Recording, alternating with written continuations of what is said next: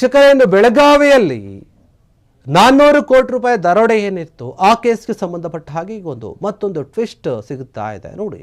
SIT ತನಿಖೆಯ ವಿರುದ್ಧನೇ ಈಗ ಸ್ಫೋಟಕ ಆರೋಪ ಕೇಳಿ ಬರ್ತಾ ಇದೆ. SIT ಅಧಿಕಾರಿಗಳು ಸರಿಯಾದ ರೀತಿಯಲ್ಲಿ ತನಿಖೆ ಮಾಡ್ತಾ ಇಲ್ಲ ಅಂತ. ಹಾಗಾದ್ರೆ ಈ ಕೇಸ್ ಬಗ್ಗೆ ತಿಳ್ಕೊಳ್ತಾ ಹೋಗೋಣ. ನೀವು ನೋಡ್ತಾ ಇದ್ರೆ ಫ್ರೀಡಮ್ ಟಿವಿ, ನಾನು ಭೀಮೇಶ್ ಗೋನಾಳ್. ನೋಡಿ, ಈ ಒಂದು ಪ್ರಕರಣ ಏನಿತ್ತು 400 ಕೋಟಿ ರೂಪಾಯಿ ದೊಡ್ಡ ಮಟ್ಟದಲ್ಲಿ ಭಯ ಹುಟ್ಕೊಂಡಿತ್ತು. ಏನಾಗ್ತಾ ಇದೆ ದೇಶದಲ್ಲಿ? 400 ಕೋಟಿ ರೂಪಾಯಿ, ಅದು ಕೂಡ 2000 ಮುಖಬಲೆಯ ನೋಟುಗಳು, ಅದು ಚಲಾವಣೆಯಲ್ಲಿ ಇರಲಿಲ್ಲ. ಗಮನಿಸಿ, ಈ 2000 ನೋಟುಗಳೇನಿದೆ ಅದು ಬ್ಯಾನ್ ಆಗಿರಲಿಲ್ಲ, ಬಟ್ ಚಲಾವಣೆಯಲ್ಲಿ ಇರಲಿಲ್ಲ. ಇಂತಹ ನೋಟ್ಗಳನ್ನು ತಗೊಂಡು ಹೋಗ್ತಾರೆ 1-2 ಟ್ರಕ್ಗಳಲ್ಲಿ. ಅದು ಹೋಗಬೇಕಾದ್ರೆ ಬೆಳಗಾವಿ ಹತ್ರ ಚೋರ್ಲಾ ಘಾಟಲ್ಲಿ ನಾಪತ್ತೆಯಾಗುತ್ತೆ. ಆ ಕಂಟೈನರ್ಗಳೇನಿದೆ ಅವು ಎಲ್ಲಿ ಹೋದ್ವು ಅಂತ ಹುಡುಕ್ತಾ ಇರ್ತಾರೆ. ಈ ವಿಚಾರ ಹೊರಗೆ ಬಂದಿದ್ದೇ ಒಂದು ರೀತಿಯಲ್ಲಿ ಪ್ರಶ್ನೆಯಾಗಿ ಉಳಿದಿತ್ತು.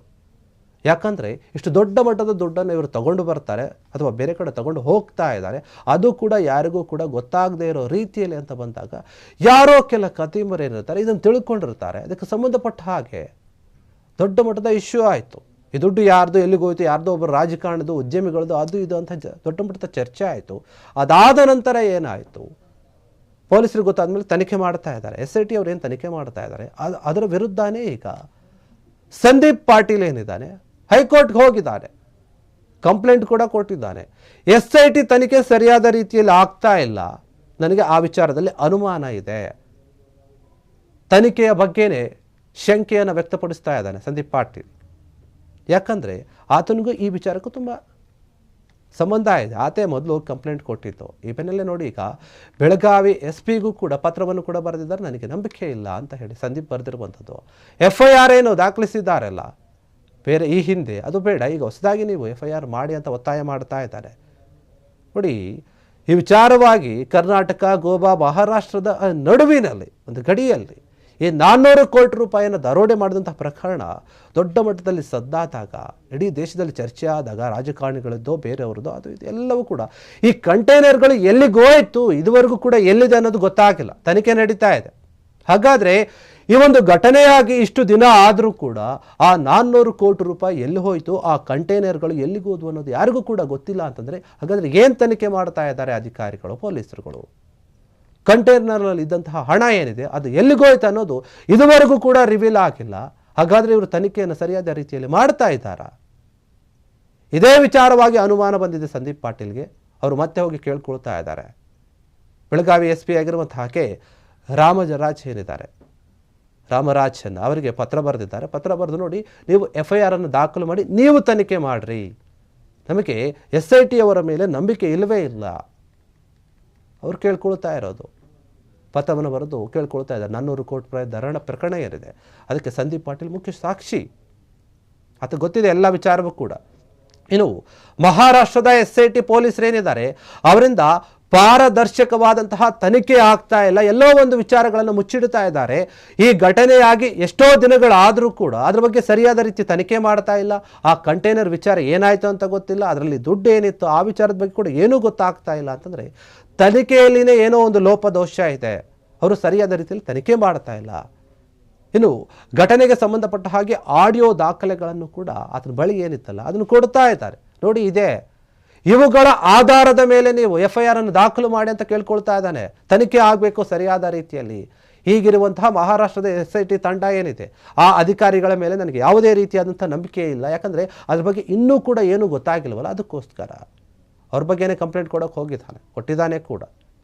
ನೋಡಿ, ಈ ಪ್ರಕರಣದ ಸಂಬಂಧವಾಗಿ ಈಗಾಗಲೇ 8 ಆರೋಪಿಗಳನ್ನು SIT ಅಧಿಕಾರಿಗಳು ಏನಿದೆ ಮಹಾರಾಷ್ಟ್ರದವರು ಅವರು ಬಂಧಿಸಿದ್ದಾರೆ, ವಿಚಾರಣೆಯನ್ನು ಕೂಡ ನಡೆಸ್ತಾ ಇದ್ದಾರೆ. ಆದರೂ ಕೂಡ ಆ ದುಡ್ಡು ಎಲ್ಲೋಯ್ತು ಅನ್ನೋದು ಇದುವರೆಗೂ ಕೂಡ ಗೊತ್ತಾಗ್ತಾ ಇಲ್ಲ. ಮಹಾರಾಷ್ಟ್ರ ಪೊಲೀಸರ ತನಿಖೆಯ ಬಗ್ಗೆನೇ ಈಗ ಅನುಮಾನ ವ್ಯಕ್ತವಾಗ್ತಾ ಇದೆ. ಈ ಅನುಮಾನವನ್ನು ವ್ಯಕ್ತಪಡಿಸ್ತಾ ಇರುವಂಥದ್ದು ಸಂದೀಪ್. ನೋಡಿ, ಈಗಾಗಲೇ SIT ಮತ್ತು ಪೊಲೀಸರ ಒಂದು ಮಹಾನಿರ್ದೇಶಕರ ವಿರುದ್ಧನೇ ಹೋಗಿ ಕಂಪ್ಲೇಂಟ್ ಕೊಟ್ಟಿದ್ದಾರೆ. ಹೈಕೋರ್ಟ್ಗೆ ಹೋಗಿರುವಂಥದ್ದು ಇವರು ತನಿಖೆ ಸರಿಯಾಗಿ ಆಗ್ತಾ ಇಲ್ಲ ಅಂತ ಹೇಳಿ. ಇನ್ನು ತನಿಖೆಯ ದಿಕ್ಕೇನಿದೆ ಅದನ್ನು ತಪ್ಪಿಸ್ತಾ ಇದ್ದಾರೆ, ಇವರು ತಪ್ಪಿಸುವಂತಹ ಪ್ರಯತ್ನ ಕೂಡ ಮಾಡ್ತಾ ಇದ್ದಾರೆ. ಇದೇ ಅನುಮಾನ ಇದೆ ನನಗೆ. ಯಾಕಂದರೆ ಏನು ವಿಚಾರ ಗೊತ್ತಾಗ್ತಾ ಇಲ್ವಲ್ಲ, ಏನು ಕೂಡ ಅಪ್ಡೇಟ್ ಕೊಡ್ತಾ ಇಲ್ಲ ಇವರು ಈ ವಿಚಾರವಾಗಿ. 3 ರಾಜ್ಯಗಳ ಗಡಿಯಲ್ಲಿ ಆಗಿರುವಂತಹ ಈ ಒಂದು ದರೋಡೆ ಪ್ರಕರಣ ಏನಿದೆ ನಿಜಕ್ಕೂ ಕೂಡ ಆ 400 ಕೋಟಿ ರೂಪಾಯಿ ಬಗ್ಗೆ ನಮಗೆ ಗೊತ್ತಾಗಬೇಕು. ಚಲಾವಣೆಯಲ್ಲಿ ಇಲ್ಲದೇ ಇರುವಂತಹ 2,000 ನೋಟುಗಳನ್ನು ತೆಗೆದುಕೊಂಡು ಹೋಗ್ತಾ ಇದ್ದಾರೆ ಅಂತಂದರೆ, ಎಕ್ಸ್ಚೇಂಜ್ ಮಾಡೋಕ್ಕೆ ತಗೊಂಡು ಹೋಗ್ತಾ ಇದ್ರು ಅಂತಂದರೆ ಆ ದುಡ್ಡು ಯಾರ್ದು ಅಂತ ಇನ್ನೂ ಕೂಡ ಸ್ಪಷ್ಟವಾಗಿಲ್ಲ. ಆ ದುಡ್ಡು ಎಲ್ಲಿಗೋಯ್ತು ಅನ್ನೋದು ಕೂಡ ಇನ್ನೂ ಗೊತ್ತಾಗ್ತಾ ಇಲ್ಲ. ಆದರೆ ಸಂದೀಪ್ ಪಾಟೀಲ್ ಕೊಟ್ಟಿರುವಂಥ ದೂರಲ್ಲಿ ಅವರು SIT ತನಿಖೆಯ ಮೇಲೇ ಆರೋಪ ಮಾಡ್ತಾ ಇದ್ದಾರೆ. ಅದು ಸರಿಯಾಗಿ ಆಗ್ತಾ ಇಲ್ಲ. ಅವರೇ ಮುಚ್ಚಿಡ್ತಾ ಇದ್ದಾರೆ ವಿಚಾರಗಳನ್ನು.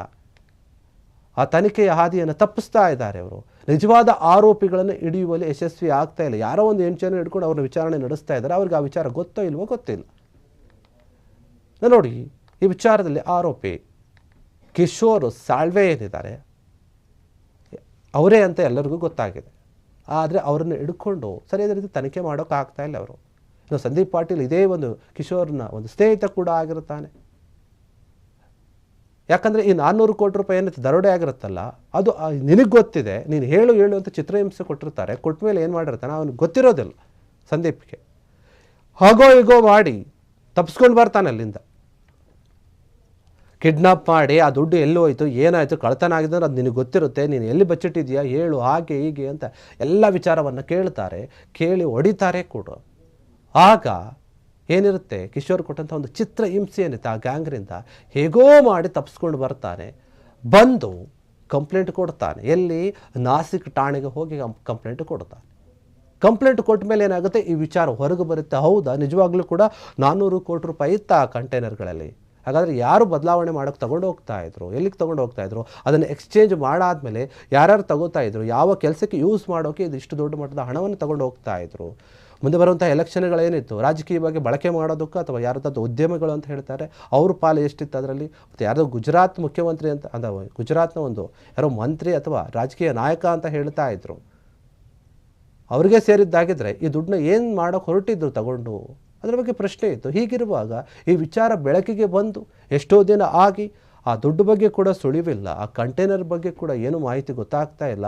ಇನ್ನು ಏನು ಆರೋಪಿಗಳಂತ ಹೇಳಿ ಇವರು ಬಂಧಿಸಿದಾರಲ್ಲ ಅವ್ರ ಹತ್ರದಿಂದ ಕೂಡ ಏನೋ ಒಂದು ಸತ್ಯ ವಿಚಾರವನ್ನು ಹೊರಗಡೆ ತೆಗೆಯೋಕ್ಕಾಗ್ತಾ ಇಲ್ಲ ಅಂತಂದರೆ, ಇದರಲ್ಲಿ ಮಹಾರಾಷ್ಟ್ರ ಒಂದು SIT ಅಧಿಕಾರಿಗಳೇನಿದ್ದಾರೆ ಅಥವಾ ಪೊಲೀಸರೇನಿದ್ದಾರೆ ಅವರ ಲೋಪದೋಷ ಕಾಣುತ್ತೆ. ಅವರು ಸರಿಯಾದ ರೀತಿಯಲ್ಲಿ ತನಿಖೆ ಮಾಡ್ತಾ ಇಲ್ಲ. ಮತ್ತು ಈ ವಿಚಾರದಲ್ಲಿ ಇಲ್ಲ ಒಂದು ಕಡೆ ಬೇರೆ ಒಂದು ಪ್ರಭಾವಕ್ಕೆ ಒಳಗಾಗಿದ್ದಾರೆ ಎನ್ನುವಂಥ ಪ್ರಶ್ನೆ ಕೂಡ ಮೂಡ್ತಾ ಇದೆ.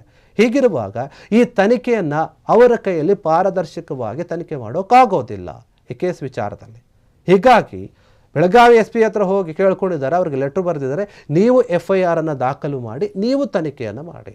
ಮಹಾರಾಷ್ಟ್ರ ಪೊಲೀಸರ ಮೇಲೆ, ಅಧಿಕಾರಿಗಳ ಮೇಲೆ ನನಗೆ ನಂಬಿಕೆ ಇಲ್ಲ, ಕರ್ನಾಟಕ ಪೊಲೀಸರ ಮೇಲೆ ನನಗೆ ನಂಬಿಕೆ ಇದೆ, ಅದಕ್ಕೆ ನೀವು ಹುಡುಕಿ ಅಂತ ಕೇಳ್ತಾ ಇದ್ದಾರೆ.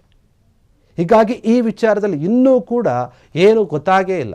ಏನಾಯ್ತು ಆ ದುಡ್ಡು, ಎಲ್ಲಿಗೋಯ್ತು ಆ ದುಡ್ಡು, ಏನಾಯ್ತು. ಆದರೆ ಸಂದೀಪ್ ಏನು ಹೇಳ್ತಾ ಇದ್ದಾರೆ, ಈಗ ನನಗೆ ಅದು ತನಿಖೆ ಮೇಲಿನ ಡೌಟ್ ಇದೆ, ದಯವಿಟ್ಟು ಇದ್ರ ಬಗ್ಗೆ ನೀವು ವಿಚಾರಿಸಿ ಅಂತ ಹೈಕೋರ್ಟ್ ಮೊರೆ ಹೋಗಿದ್ದಾರೆ, ಕಂಪ್ಲೇಂಟ್ ಕೊಟ್ಟಿದ್ದಾರೆ. ಈ ವಿಚಾರವಾಗಿ ಕೋರ್ಟ್ ಏನು ಹೇಳುತ್ತೆ, ನಿಜವಾಗಿಯೂ ಕೂಡ ಕರ್ನಾಟಕ ಪೊಲೀಸರಿಗೆ ಒಪ್ಪಿಸುತ್ತಾ ಎಲ್ಲ ಒಂದು ಈ ಕೇಸನ್ನು ನೀವೇ ಹುಡುಕ್ರಿ ಅಂತ ಹೇಳಿ. ಯಾಕಂದರೆ 3 ರಾಜ್ಯಗಳಿಗೆ ಸಂಬಂಧಪಟ್ಟಂತಹ ಗಡಿ ಭಾಗದಲ್ಲಿ ಆಗಿರುವಂಥ ಘಟನೆ ಆಗಿರೋದ್ರಿಂದ ಯಾವ ರಾಜ್ಯದವರು ಯಾವ ರೀತಿಯಾಗಿ ಸ್ಟ್ಯಾಂಡ್ ತಗೋಬೇಕು ಅನ್ನೋದು ಇಲ್ಲಿ ಅರ್ಥ ಆಗ್ತಾ ಇಲ್ಲ. ಆದರೆ ಸಂದೀಪ್ ಏನಿದ್ದಾನೆ, ಸಂದೀಪ್ ಪಾಟೀಲ್ ಮಾತ್ರ ಕೇಳ್ಕೊಳ್ತಾ ಇದ್ದಾನೆ ಬೆಳಗಾವಿಯ ಪೊಲೀಸ್ ಹತ್ರ ಹೋಗಿ. ಹೀಗಾಗಿ ಈ ವಿಚಾರ ಏನಾಗುತ್ತೆ, ಯಾವಾಗ ಈ ಹಣದ ವಿಚಾರ ಹೊರಗೆ ಬರುತ್ತೆ, ಆ ಹಣ ಎಲ್ಲಿದೆ ಸಿಗುತ್ತಾ ಇಲ್ಲ ಅನ್ನೋದು ಇನ್ನೂ ಕೂಡ ಪ್ರಶ್ನೆಯಾಗಿ ಉಳಿಯುತ್ತೆ. ಇದಿಷ್ಟು ಇದಕ್ಕೆ ಸಂಬಂಧಪಟ್ಟಂತಹ ವಿಚಾರ. ನೋಡ್ತಾ ಇರಿ ಫ್ರೀಡಮ್ ಟಿವಿ, ಇದು ಜನಸಾಮಾನ್ಯರ ಶಕ್ತಿ. ಕ್ಷಣ ಕ್ಷಣದ ಸುದ್ದಿಗಳಿಗಾಗಿ ಫ್ರೀಡಮ್ ಟಿವಿ ಸಬ್ಸ್ಕ್ರೈಬ್ ಮಾಡಿ, ಲೈಕ್ ಮಾಡಿ ಹಾಗೂ ಫಾಲೋ ಮಾಡಿ. ಹೊಸ ಸುದ್ದಿಗಳ ನೋಟಿಫಿಕೇಶನ್ಗಾಗಿ ಬೆಲ್ ಐಕಾನ್ ಮೇಲೆ ಕ್ಲಿಕ್ ಮಾಡಿ.